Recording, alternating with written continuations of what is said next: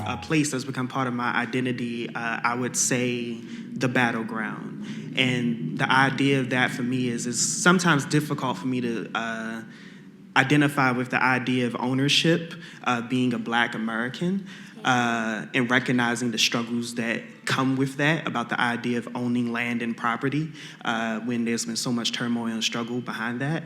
Recognizing that the world itself is mine, but I have to keep fighting and stating my claim to the land. And yeah, my work, it definitely is a vehicle for my truth, because words have always been just to communicate. Now, when you add the truth that you find within yourself into it and you share that with other people, a beautiful thing happens. When I get on stage and I engage an audience, I always say, I don't care what emotion you feel, as long as you feel an emotion. Yeah. It can be disdain, it can be disgust, as long as you don't feel indifference.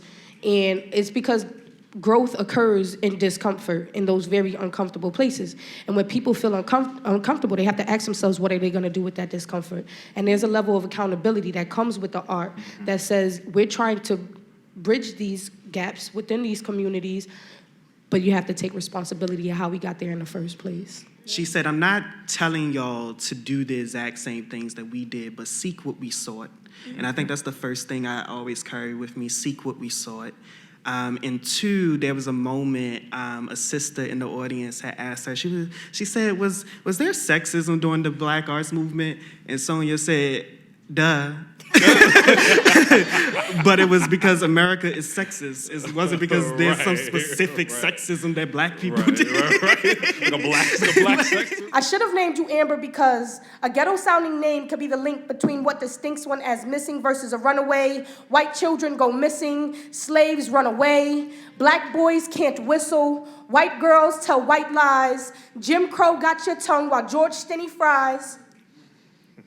I should have named you Amber so that when you speak, you don't have to repeat yourself. Sorry to bother, it's Syra, not Cyrus.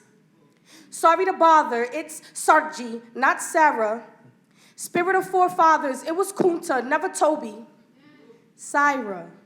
Psy like science, like the only Black that matters to them, the one in outer space. Psy like science, if only they'd realize the carbon-copied galaxy freckled upon your face.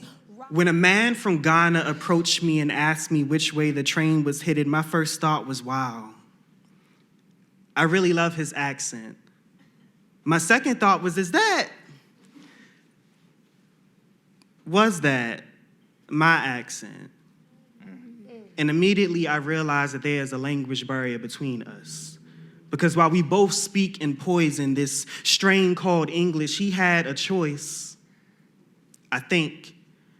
I answer his question by telling him what I know, or what I think I know about geography and how he can get where he's headed as I reflect on the irony of me answering his question. I mean, he's a reflection of the home I've never been to, and yet he's the one asking me for directions.